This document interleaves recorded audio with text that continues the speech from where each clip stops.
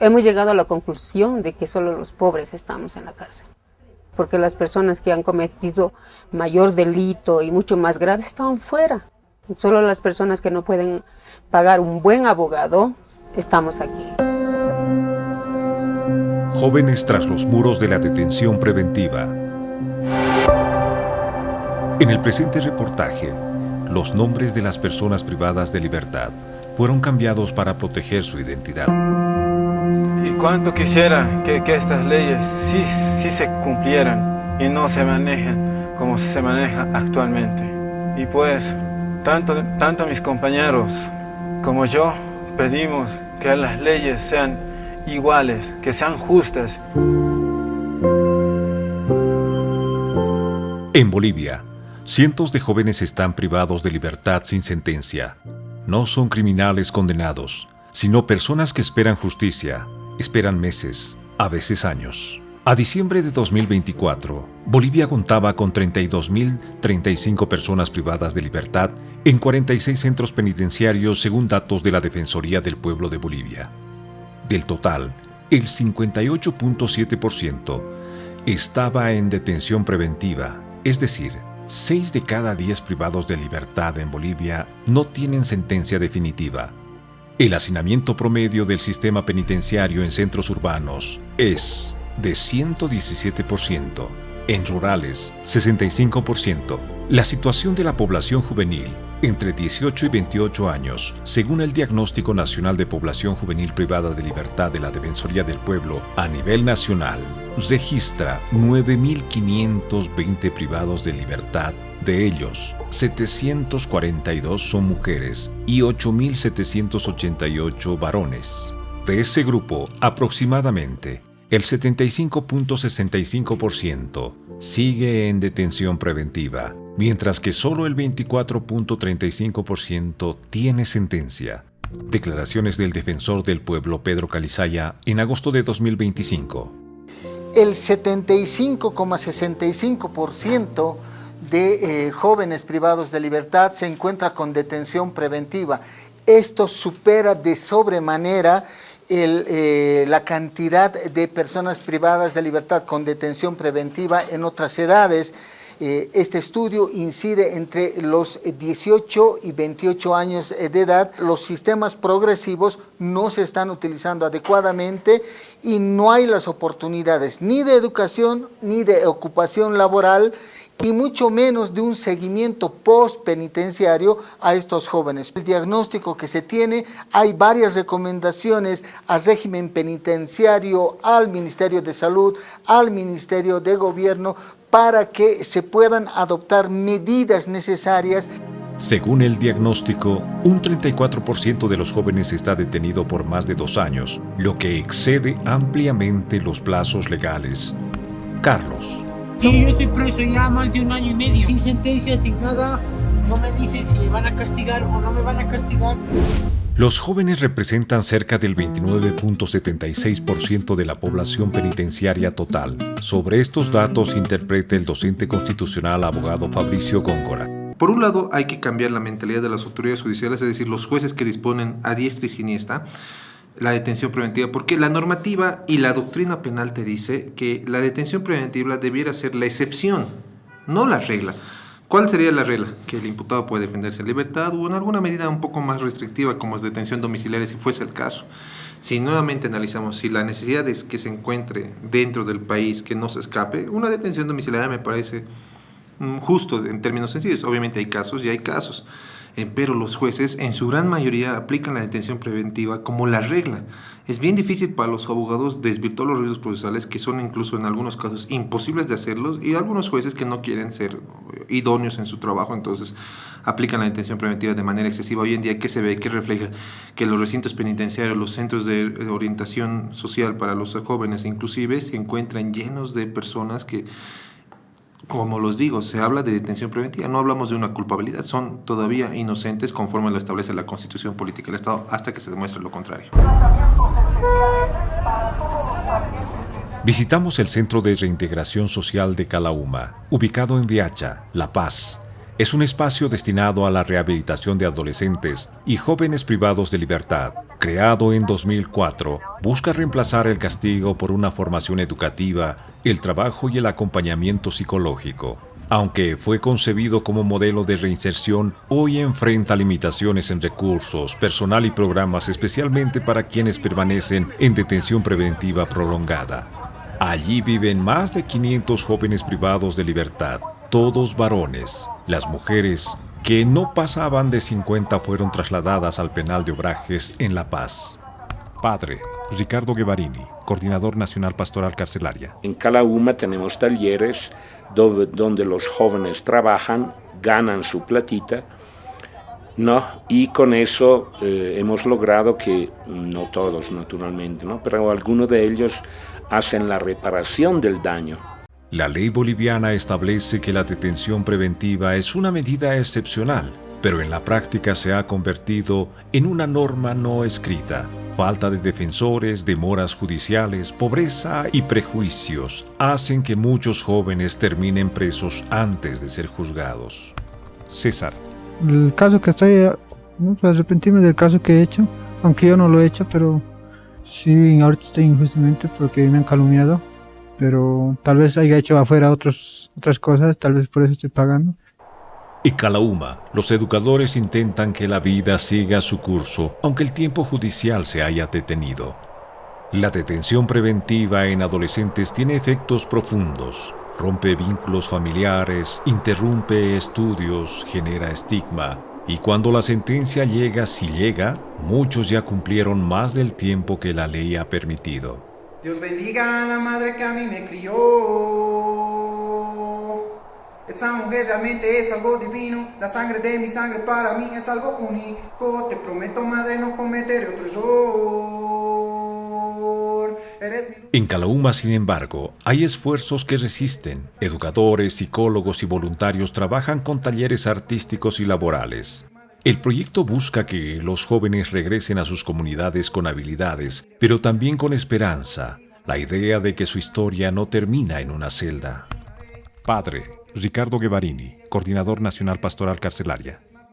En la medida que impulsamos, digamos, actividades y trabajamos sobre la persona, los resultados son evidentes, ¿no? Yo conozco gente que ha salido de Calauma y que 2 jóvenes, por ejemplo, están trabajando ahora en régimen penitenciario, ¿no? Empleados ahí. Otro que está trabajando en una fábrica con contrato y todo. Otros que, han salido y están estudiando y han salido profesionales, ¿no? Fabricio Góngora, docente de Derecho. Aunque no lo creas, los que hemos estudiado Derecho, las antiguas escuelas del Derecho Penal tenían una vertiente más a lo punitivo sancionador que al reintegrador, que es la nueva tendencia vinculada a los derechos humanos. Inclusive mi persona tenía profesores que te decían que el jus puniendi, que es esa facultad del Estado de castigar, de sancionar a las personas que cometen posibles hechos ilícitos, debería darse desde inclusive la detención preventiva. ¿Eso qué quiere decir? Que si tú te das cuenta, esos profesionales que hoy en día se ocupan el cargo de jueces han tenido esta formación académica sancionadora, punitiva. Por ende, cuando ya trabajan de autoridades judiciales, usualmente aplican esa teoría. Por un lado. Por otro lado, también está el desconocimiento de la norma, ¿no? Eso aplica tanto a abogados, fiscales como jueces, que piensan y consideran que la detención preventiva es un requisito sine qua non para todo tipo de proceso penal. Es decir, tienen que aplicarte la detención preventiva al menos una vez para que la parte víctima no te denuncie, no te haga escándalo, no vaya a la prensa, no acuda a movimientos como Mujeres Creando y otros para evitar una suerte de conmoción social. Y por tercer lado, también considero que es un reflejo de la política del país, es decir, una política estatal vinculada a buscar justicia. La gente, la sociedad boliviana, y si hacemos una encuesta seguramente me referiré a estos datos, considera que meter a la cárcel a una persona es hacer justicia. Y en realidad el término de justicia es mucho más amplio que una simple mirada sancionadora. Entonces, seguramente esta situación tiene bastantes otros elementos, incluso en lo económico, lo cultural, pero se tiene que analizar desde la manera integral. Cumplen su trabajo, me dicen que soy un vago y todo un criminal, ni que fuera un fiscal o un juez, que a pesar de tantos estudios no saben lo que es la honradez, que se creen que por estar de traje pueden venir a sobarnos de frente. Ellos son los verdaderos delincuentes. La ley número 2298 busca transformar las cárceles en espacios de rehabilitación, no de castigo, promoviendo la reinserción social mediante educación, trabajo y respeto a los derechos humanos. Sin embargo, su aplicación aún enfrenta graves desafíos estructurales y judiciales en Bolivia. Te doy un ejemplo. En Bolivia el sistema penitenciario está a cargo del Ministerio de Gobierno. ¿Cuál es el Ministerio de Gobierno? Aquel que en términos sencillos es el que se encarga de reprimir a la sociedad. En cambio, si miramos un ejemplo positivo, podría verse como el Estado uruguayo, que ahí sí hablamos de una reintegración y reinserción social, y su sistema penitenciario primero estaba a cargo del Ministerio de Justicia y después está a cargo de la institución encargada de derechos humanos. Es decir, desde ahí podemos analizar quién es el que regenta toda esta situación, ¿no? Si tú lo ves de una mirada punitiva policial, obviamente el trato no va a ser muy cordial, llamémoslo así. Hay que cambiar el paradigma, aprovechando que hay nuevas autoridades, ojalá puedan ellos escuchar esta situación y tal vez proponer un cambio estructural, ¿no? ¿Quién puede decir que tal vez desde el Ministerio de Justicia, donde se velan los derechos fundamentales, garantías constitucionales, pueda darse una nueva mirada al sistema penitenciario? Otro de los flagelos es el consumo de drogas en las cárceles bolivianas. Es un fenómeno extendido y complejo. Refleja tanto la precariedad del sistema penitenciario como la falta de políticas efectivas de prevención y tratamiento. Oscar. La marihuana. Hay de todo. Hay el jale. Hay de todo. O sea, aquí la droga, hay de todo, pero aquí en esa cárcel lo venden barato, ¿no?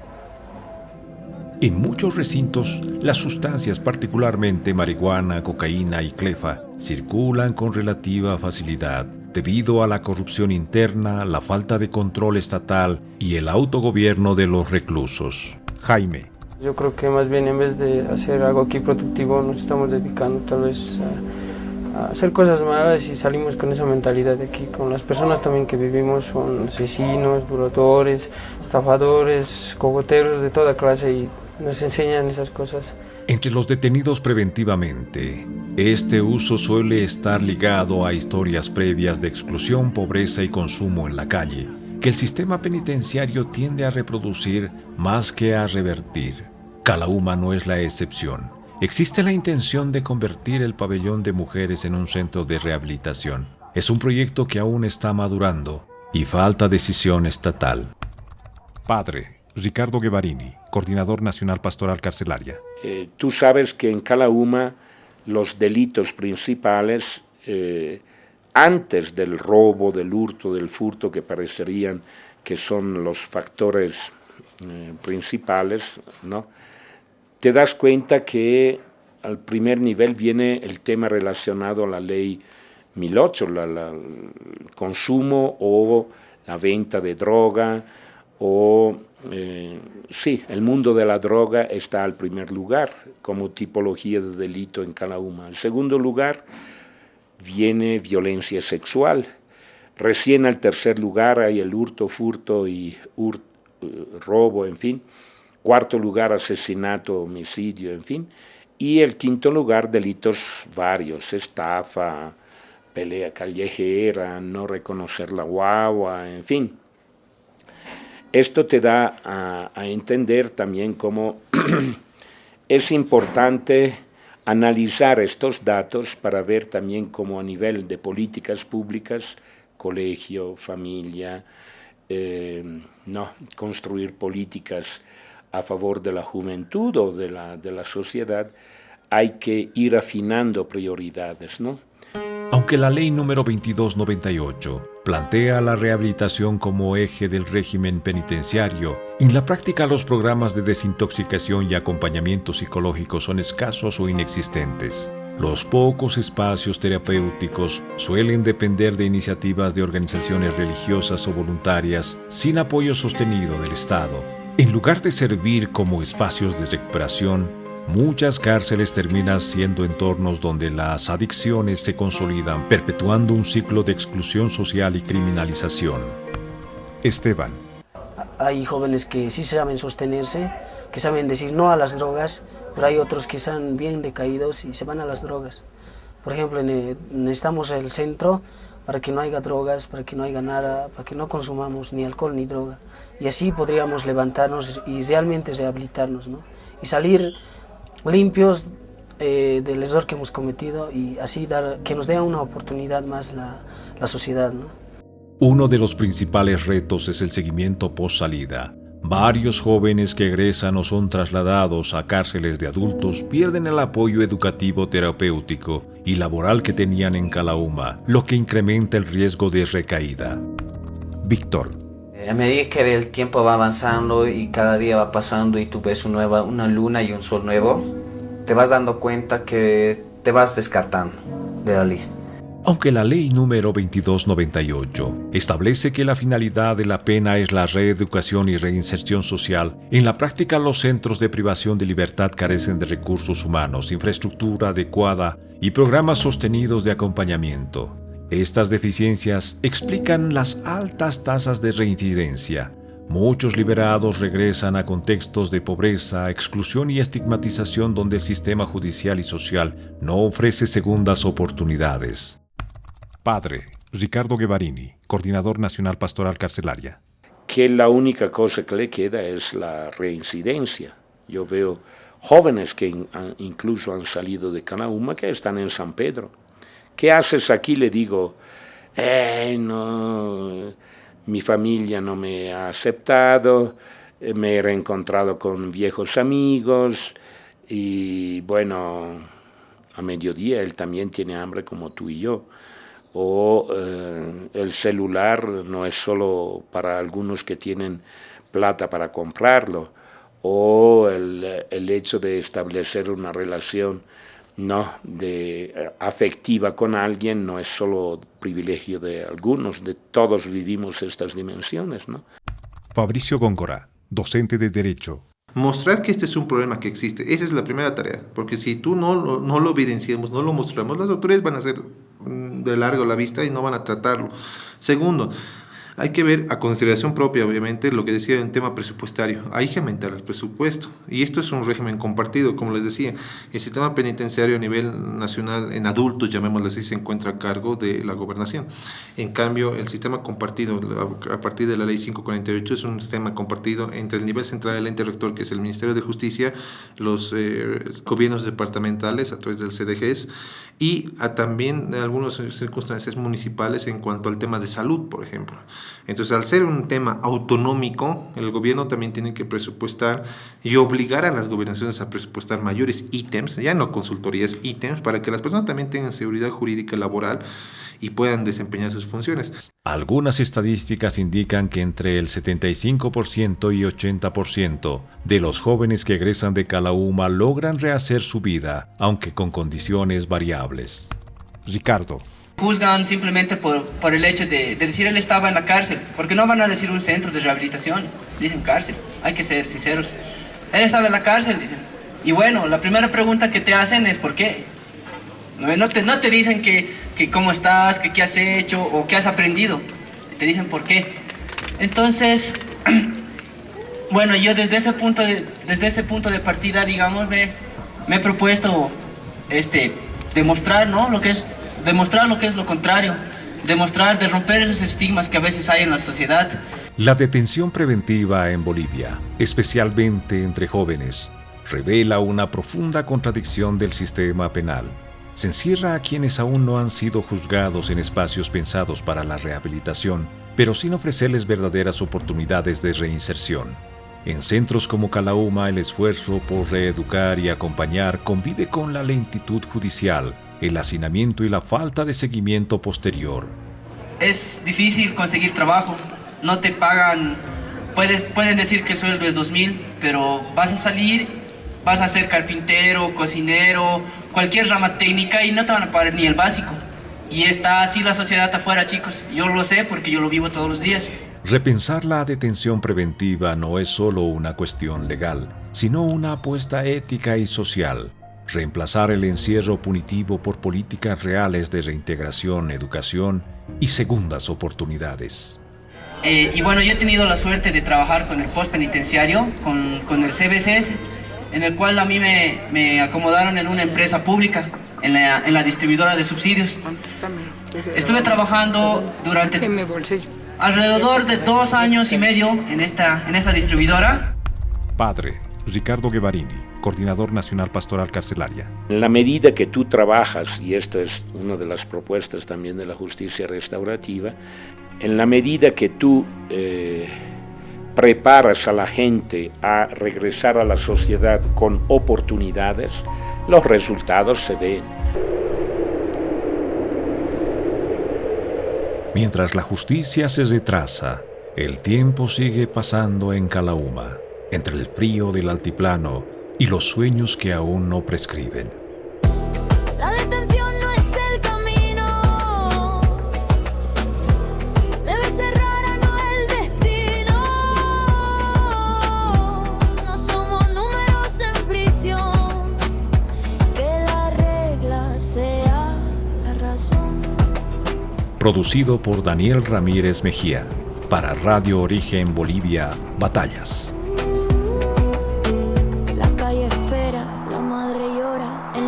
Pregunta papá, ¿qué hora? La sombra larga de la injusticia, cadenas que rompen toda caricia.